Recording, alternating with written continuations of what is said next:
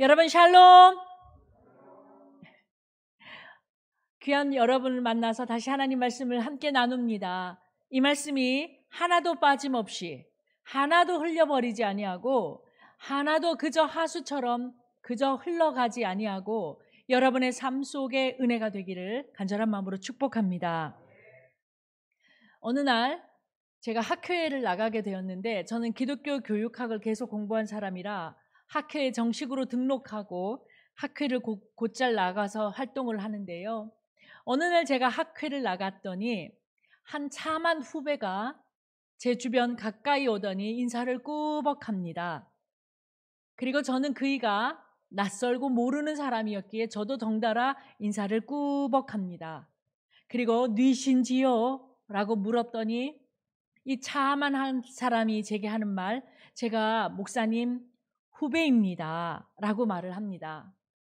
그리고 그 아름다운 인사에 화답하며 어떻게 후배가 되시냐라고 물었더니 미국에서 공부를 하고 저와 같은 신학교를 졸업하고 이번에 다시 한국으로 귀국하여 저와 비슷한 과목의 공부를 하고 있기에 저와는 참 깊은 연관이 있는 후배입니다 라고 다시 인사를 합니다. 저 또한 너무 반가워서 수많은 사람들이 있는데 이처럼 반가운 사람 또 있을까 싶어서 저도 또 한 번 인사를 합니다. 그렇게 하면서 반짝 그에게 물어봅니다. 그래서 후배님, 복되고 귀한 후배님, 성함이 어찌 되십니까? 저는 이영진을 씁니다. 이 후배님, 자기 왼쪽 가슴에 달려있는 이름표를 보여주는데 그 이름이 멋집니다. 그리고 오늘의 이 설교는 왜 이 본문을 찾고 이 본문을 묵상하게 되었느냐면 바로 그 후배님의 이름이 아셀이었기 때문입니다. 이름하여 김아셀. 너무 귀한, 여러 이름을 들어봤지요. 여러 신학교에서 여러 사람 만나보면 성경에 좋은 이름 다 갖고 계시지요. 그런데 아셀은 처음 들었어요. 그래서 아이고 후배님 이름 좋습니다. 예, 아버님이 지어주셨습니다. 나중에 그 후배님과 함께 식사를 하면서 뒤에 사람에게 들은 바에 의하면 그 후배님의 아버님은 제가 졸업한 신학교의 은사님이셨습니다. 그리고는 숟가락으로 밥을 먹는데 그 아름다운 이야기를 먹는 것처럼 마음이 흡족해졌던 저의 상상은 신학 공부는 쉽지가 않습니다. 신학 공부는 정답이 있거나 누가 가름을 해주지 않기 때문에 혼자만의 삽바 싸움입니다. 그런 그 아버지의 고단한 유학 시절에 아이 하나를 얻고 그 아이가 복되고 복돼서 이 신학 공부하시는 목사님 아버님은 성경의 1에서 100까지 얼마나 뒤져거리며 내가 이 아이에게 무슨 이름을 지어줄까 얼마나 찾았겠습니까? 그리고 이 기도하는 아버지의 이름표로 만들어진 것이 그리하여 자기 아이에게 붙여준 이름이 아셀입니다. 혹시 집안에 손자, 손녀 태어날 생각 있으십니까? 아셀이라고 이름 붙여보십시오. 그런데 한 가지 변씨 앞에 붙이면 뭐든지 재미가 없어져요. 변아셀, 이건 또 아니잖아요. 참 변씨. 그런데요, 김아셀, 이아셀, 박아셀 모두가 다 아름답습니다. 아셀. 그러면 여러분은 궁금하지 않으십니까? 왜 아셀이란 이름을 붙이게 되었는지, 그리고 성경에 많은 이름이 있는데 아셀이 여러분은 솔직히 낯설지는 않으십니까? 하여 오늘은 저와 여러분이 아셀과 함께 데이트를 좀 한번 해보시면 어떠시겠습니까? 아이를 4명을 가졌지요. 이 아이들 4명에게도 성경의 이름을 다 붙여주었습니다. 혹시 여러분의 자녀들에게도 지어진 족보의 이름 말고 성경의 이름을 붙여주고 기도하고 계십니까? 저는 그렇습니다. 그래야 첫 번째 아이 변도연. 저도 변씨랑 결혼하게 될 줄 몰랐지만 변도연. 도연에게는 에스더라고 하는 하늘의 별과 같이 빛나는 에스더라는 이름을 붙여주었고 도연이의 미국 생활 속에서는 에스더라는 이름이 그 아이의 영어 이름이었습니다. 둘째 아이 변세준. 감사하게도 세준이가 돌아올 날이 17일 앞으로 다가왔습니다. 여러분의 기도 덕분에 잘 보내고 이제 돌아옵니다. 변세준 앞에는 성경 이름으로 사무엘을 붙여주었습니다. 그래서 그 아이의 영어 이름이자 그 아이의 성경 이름은 사무엘 세준입니다. 그런데 세준이가 살았던 미국 생활 속에는 그 반에 사무엘의 줄임말 미국 아이들은 샘이라고 부르거든요. 샘. 그런데 그 반에 세준이 포함 샘이 4명입니다. 그래서 세준이가 사무엘이라는 이름을 쓰지는 못했습니다. 미국에서 나서 미국 시민권자인 홍준이는 앤드류 홍준 변이 미국에 등재되어 있는 미국 시민권으로서의 홍준이 이름입니다. 앤드류는 예수님의 12제자 중에 한 사람이었던 안드레를 가르치는 말입니다. 그리고 앤드류의 줄임말은 앤디라는 이름으로 홍준이의 영어 이름이었습니다. 여기까지만 딱 끝나면 참 아름다웠을 텐데 애가 하나 더 나왔잖아요. 그죠? 그래서 그 아이 세연, 변세연. 변세연 또한 저와 참 친했던 여자 목사님이 이름 붙여줬는데 그 아이의 영어 이름이자 성경 이름은 유니스 세연 변입니다. 유니스는 유니게, 곧 여러분이 아시는 디모데의 어머니의 이름으로 유니스, 유니게라는 이름을 붙이고 쓰고 있습니다. 그런데 그 어디에도 이 후배님이 저에게도 처음이었듯이 아셀이라는 이름은 가진 자를 보지를 못했습니다. 하여 그의 이름이 너무 궁금해서 차마 후배님 붙잡고 바쁜 그이에게 그 성경 어디에서 나와요? 라고 묻기에는 조금 바투하여서 제가 혼자 돌아앉아서 아셀을 공부하기 시작했는데 와, 이렇게 복된 복이 3가지나 아셀의 삶에 있었습니다. 여러분, 손자 손녀는 아직 올 계획이 없다 할지라도 내 인생 아셀의 복으로 살아보고 싶진 않으십니까? 어쩌면 귀한 복이 그에게 있었는지 목사님 자녀 낳고 그 아이 이름을 아셀이라고 붙였다고 한다면 야곱의 12아들 중에 한 명인 이 아셀, 요셉만 알고 계신다면 그보다 한 걸음 더 나아가서 요셉 알고 베냐민 아셨다면 베냐민보다 한 걸음 더 앞서서 아셀이라는 사람을 한번 만나보셨으면 좋겠습니다. 여러분 따라해 보십시오. 아셀. 아이고 발음도 잘하신다. 아셀 맞습니다. 이 아셀은 무려 야곱의 8번째 아들이었습니다. 야곱은 정말로 아들을 많이 낳죠. 그런데다가 야곱에게 이 아셀을 낳아준 사람은 후처였습니다. 아니 후처도 아니고 종이었습니다. 놀라시는데 라헬을 사랑했던 야곱에게는 벼랑간 레아를 품어야 되는 일이 있었고요. 그리고 그 레아도 마땅치 않았는데 레아의 종이었던 실바에게서 2번째로 태어난 아들이 아셀입니다. 근본하여서 우리나라 조선시대식으로 계산을 해보자면 얘 몸에는 종의 피가 흐르니까 모친께서 종님이시라서 아셀은 그렇게 환영받는 인물이 못 됐을 거라는 계보적인 이야기가 머릿속에 떠오르셔야 됩니다. 그리고 천덕꾸러기도 이런 천덕꾸러기가 없는 게 원래 맏사위, 맏아들, 장자, 아유 예뻐라 눈에 넣어도 안 아프네 막둥이. 중간에 8번째, 7번째, 6번째는 살아있으면 고맙고 없어져도 없네. 알아볼 수가 없는 존재의 8번째예요. 그런 아셀입니다. 그리고요, 그 아셀을 태어나게 했을 때 레아가 자기 종에게서 태어났지만 둘째 아들로 받아들였던 그 레아가 얼마나 기뻤냐면 그가 창세기 30장 13절에서 이렇게 환호를 지릅니다. 한번 해볼게요. 제가 레아처럼. 아니 제가 레아라고요. 제가 레아처럼 해볼게요. 기쁘다. 모든 딸들이 나를 기쁜 여자라고 말할 거야. 이제 그러니 내 기쁨을 그에게 준다. 그래서 이 아들의 이름은 아셀이야 라고 말입니다. 하여 아셀의 이름 뜻이 뭐냐면 행복하다라는 품을 품고 있습니다. 그런데 여러분, 이 아셀에게는 이 3가지 복이 오늘 성경에 기록되어 있습니다.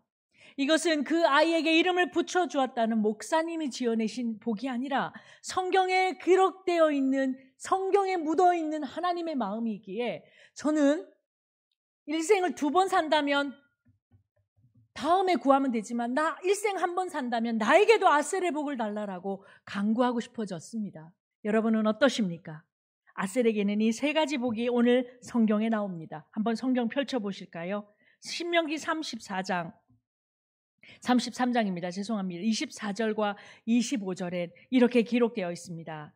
아셀은 아들들 중에 더 복을 받으며 그의 형제에게 기쁨이 되며 그의 발이 기름에 잠길지로다. 내 문빗장은 철과 놋이 될 것이니 네가 사는 날을 따라 능력이 있으리로다. 아멘. 하여 아셀이 받았던 이 세 가지 복을 이제부터 따라가 보려고 합니다. 그렇고 그와 같이 세 가지 복을 여러분에게 이와 같이 열심히 설교하고자 하는 뜻은 나도 저런 복을 내게 주십시오 라는 어쩌면 침노하는 마음 가지고 내게도 그 복을 이라고 하는 마음도 들지만 아셀처럼 살면 명품 인생을 살 수 있겠구나. 아셀처럼 이런 복을 구하고 이런 복을 누리고 살면 하나님 나라 갈 때까지 잘했다 충성된 종아 칭찬받을 수 있겠구나 라는 묵상의 결과가 있었기 때문입니다. 어떠십니까? 아셀이 좀 궁금해지십니까? 이제 아셀이 궁금해지십니까? 네.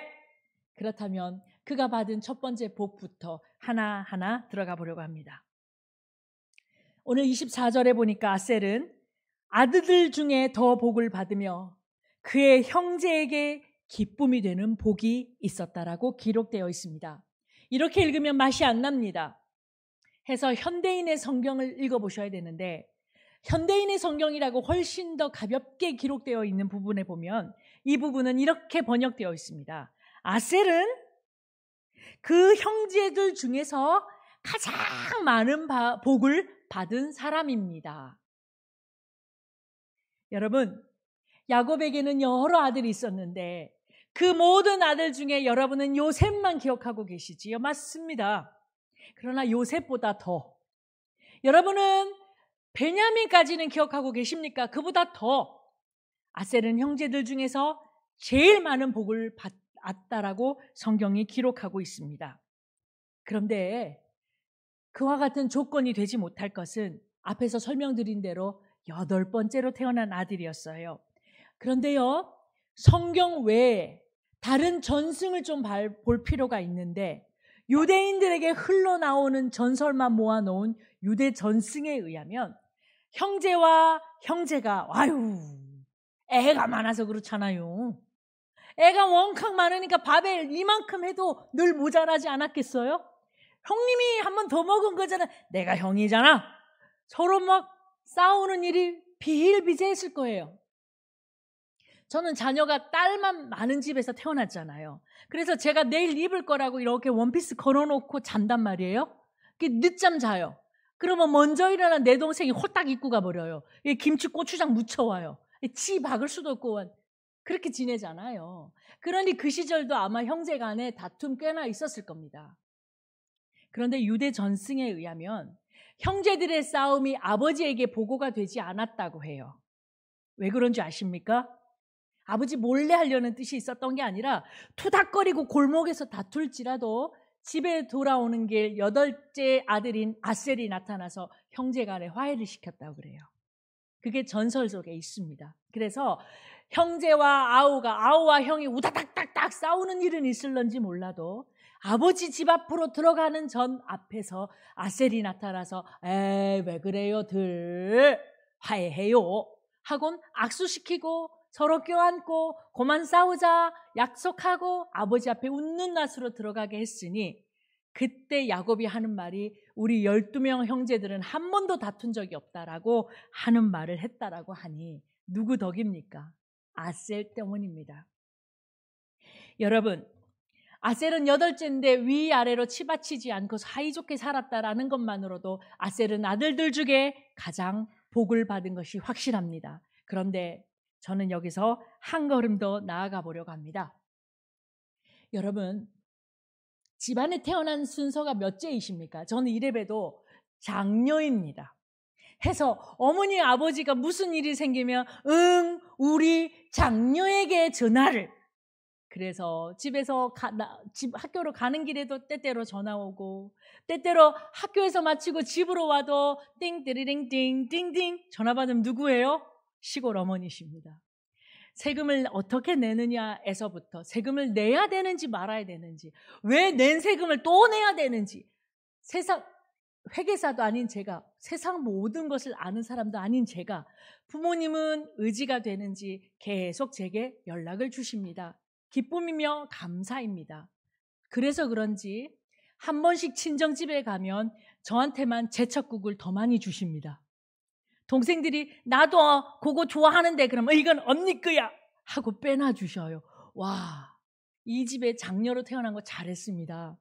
셋째나 넷째로 태어나지 않아서 감사합니다. 한데요, 우리 모든 한국인의 정서 속에는 장자, 외동아들, 장녀, 맞사위, 그래서 집집마다 씨안탉이 잡히는 이유는 뭐 때문에 그래요? 맞사위 주려고 잡히는 거잖아요. 이렇게 장자에 대한 특별한 사랑이 넘치는 것 있습니다. 그래서 그런지 우리는 아래 위가 분명해야 된다라는 문화 속에 살아가고 있습니다. 그런데 아셀을 통하여 오늘 우리가 배우는 것은 이러한 하나님 안에서의 이 형제 간의 질서가 좀 공평해질 필요가 있지 않을까 하여서 복받은 자가 섬기는 것입니다. 장자이고 장녀이라서가 아니라, 그리고 내가 어머니 아버지에게 제일 많은 사랑 입어서가 아니라 하나님께로부터 복을 많이 누렸기에 그 받은 복을 기꺼이 나눔으로 형제 간에서 기쁨이 되는 것이 하나님 나라의 법입니다. 이 하나님 나라의 법이 사회로 흘러 들어갔으면 참 좋겠습니다. 지금부터 제가 한 이야기를 들려드릴 텐데 혹시 누구의 얘기인지 맞춰보시기 바랍니다. 저희 집 아들이 이 지역에서 작은 커피숍에서 아르바이트를 합니다. 아시는 분은 아시지요? 이땡땡이라고 합니다. 그 커피숍에서 커피를 뽑고 커피를 나누고 돈 계산을 받고 주인에게로 그 전대를 넘기는, 그리고 때때론 그 집의 문을 닫는 일에 아르바이트를 한 지가 어느새 8, 9개월이 되어 갑니다. 그런데 이 아들이 어느 날 차에 타면서 볼멘 소리를 해요. 그리고 저는 그 말에 들을 귀 있는 자는 들어야겠다는 생각을 합니다. 커피숍에 오는 어르신들에게는 두 부류의 사람이 있다고 합니다. 들어보시겠어요? 나는 어디에 속하는지? 두 부류의 어른이 있다고 합니다. 1. 한 부류는 대놓고 반말하는 어른.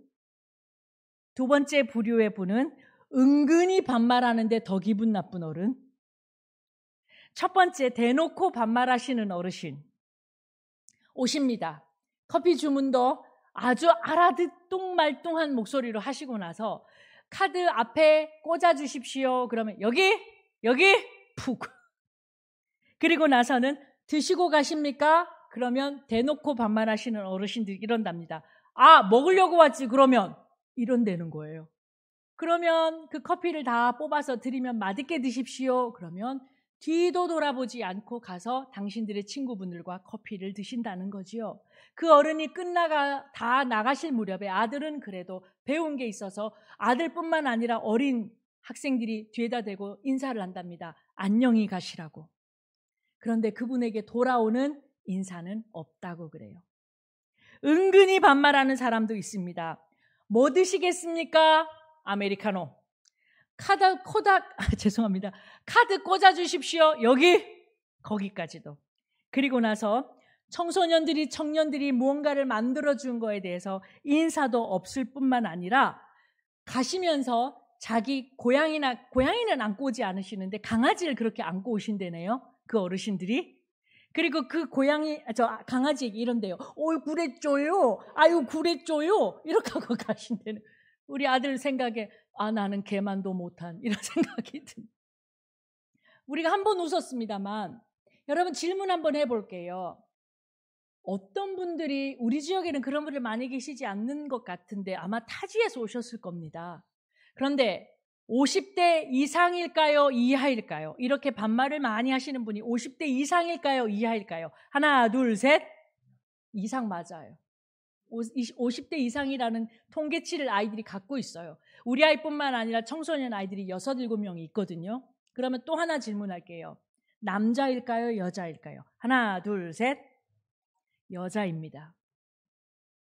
여성분들이 오셔서 다짜고짜 반말, 다짜고짜 어디 앉으란 말이냐, 다짜고짜 어디다 카드 꽂으란 말이냐, 다짜고짜 잡수실 거냐, 먹으러 왔지 그러면 하고 화를 내신다는 거예요. 여러분 참 이상하지요.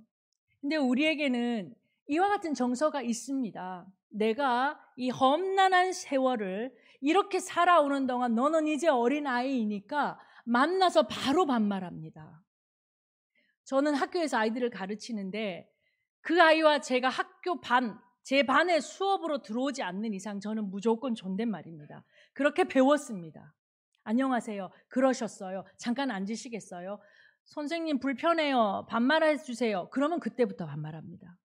근데 그러지 않고서는 내 아이가 아닌 이상, 내 손녀가 아닌 이상 어린아이라고 나의 반말을 들어야 될 이유가 없습니다. 하면 유교적 문화 속에서 살아가시겠습니까? 아니면 아셀의 복으로 살아가시겠습니까? 복을 누린 자라면, 복을 가진 자라면 복을 유통하는 여러분들이 되시면서 모든 자들에게, 야곱의 아들들뿐만 아니라 온 땅의 사람들에게 기쁨이 되는 아셀과 같은 여러분 되시기를 간절한 마음으로 축복합니다. 두 번째는 그 발이 기름에 잠길 것이라는 축복입니다. 여러분 이 말씀을 들으면 아하, 가산이 넘쳐났다는 얘기구나. 아멘. 맞습니다.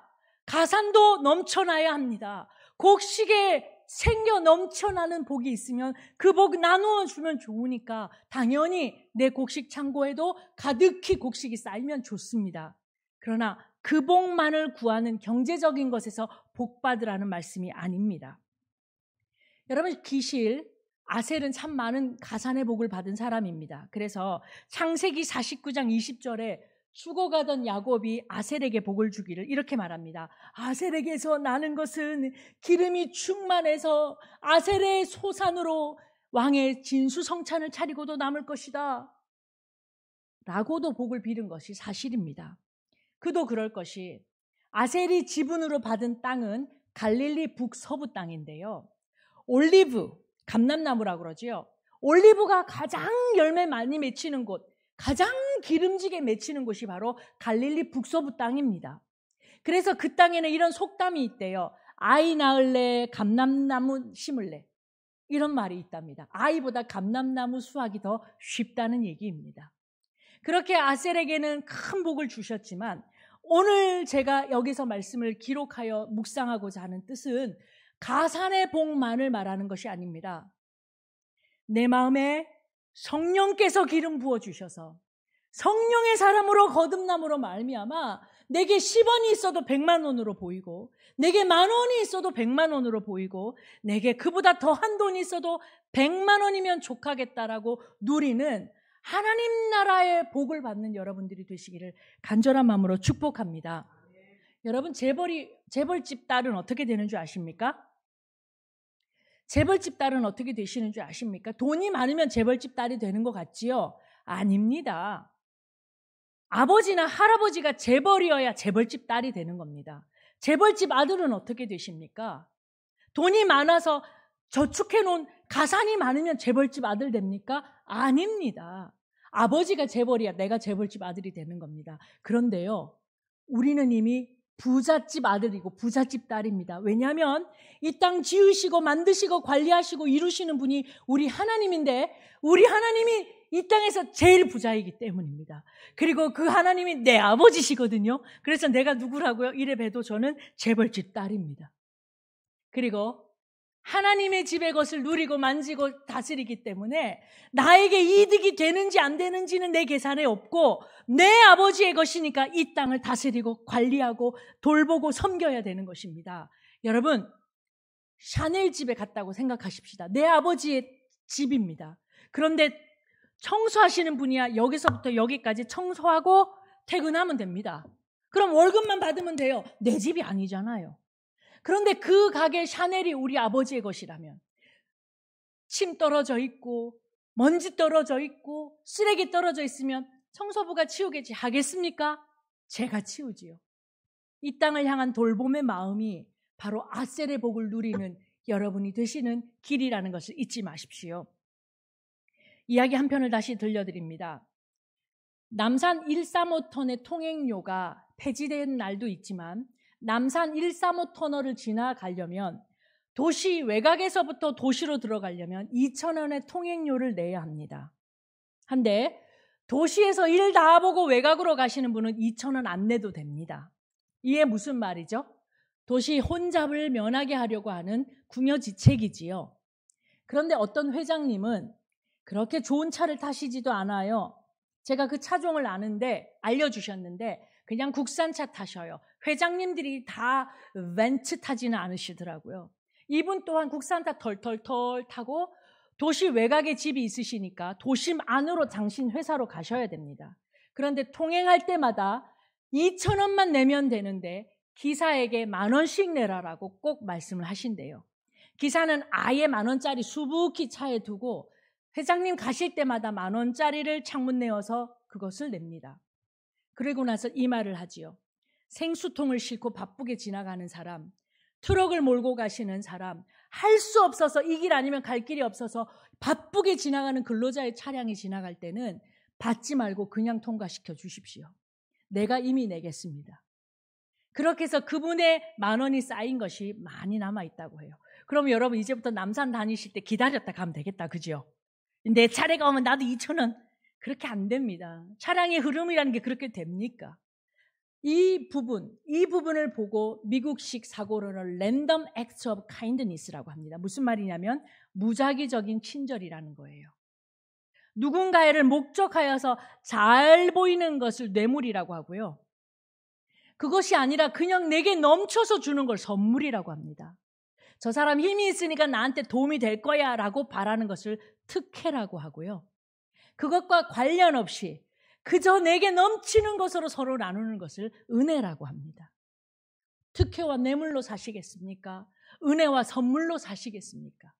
아셀이 받은 복을 이와 같이 온 세상에 유통하는 것처럼 여러분도 그와 같은 삶으로 살아드리는 아셀의 사람들 되시길 원합니다. 마지막이 제일 중요한 복입니다. 마지막 복은 문빗장이 철과 놋으로 된 복입니다. 그 시절은 싸움 잘하는 사람 나타나서 와르르 무너뜨리면 모두 다 집이고 터고 잃어버리는 그런 고대 전쟁의 시대 속에서 아셀에게 주시는 모세를 통한 하나님의 복이 뭐냐면 네 문빗장은 나무도 아니고 허투루한 풀도 아니고 숲도 아니라 철과 놋으로 된 문 안에 거할 것이다 라고 복을 주셨습니다. 가산 많으면 뭐합니까? 명예로우면 뭐합니까? 내 몸 건강하면 뭐합니까? 외적이 침범해서 한 번에 무너뜨리면 세상에 간 곳 없이 없어져 버릴 이 세상의 땅에 살면서 하나님이 우리의 안전을 지켜주시는 복을 누릴 수 있다면, 하나님이 내 가산을 지켜주실 수 있다면, 하나님이 내 건강을 지켜주실 수 있다면, 하나님이 내 가족의 안전과 평안을 지켜주실 수 있다면 이보다 더한 복이 없을 것이라 그렇게 믿어집니다. 하니 여러분, 이 세 가지 복을 구하고 누리는 여러분들 되십시다. 아들들보다 가장 많은 복을 받아서 모든 사람들에게 복의 근원이 되는 여러분, 아셀의 복을 누리십시오. 두 번째, 그 발이 닿는 곳마다 기름이 흐르고 그 발이 닿는 곳마다 성령께서 기름볼을 터뜨려 주셔서 넘치고 넘침으로 여러분 주변의 모든 사람을 먹이는 그런 기름 넘치는 삶을 사십시오. 그리고 여러분이 눕고 자고 일어나는 그 모든 땅, 하나님이 지켜주시는 샬롬의 시간을 사시는 여러분들 모두 되시기를 주의 이름으로 축복합니다. 아멘. 함께 기도하시겠습니다. 하나님 아버지 감사합니다. 우리에게 아셀이라는 사람이 누렸던 복을 위하여 기도하게 하셨으니 이후로도 하나님 계속해서 이 복을 마음에 품고 하나님 내게도 누구보다도 많은 복 주셔서 이 복으로 사람들을 먹일 수 있게 해달라 구하고 내 발이 닿는 곳마다 기름이 터져 나와서 성령의 충만함 속에 살게 해달라고 구하고 그리고 내가 눕고 일어나고 자는 모든 가정과 사업체가 하나님 주시는 문빗장에 걸어 잠궈 주심으로 안전과 평안이 넘치는 삶 살게 해달라고 구하는 믿음의 사람들 되게 하여 주시옵소서. 예수님의 이름으로 기도합니다. 아멘.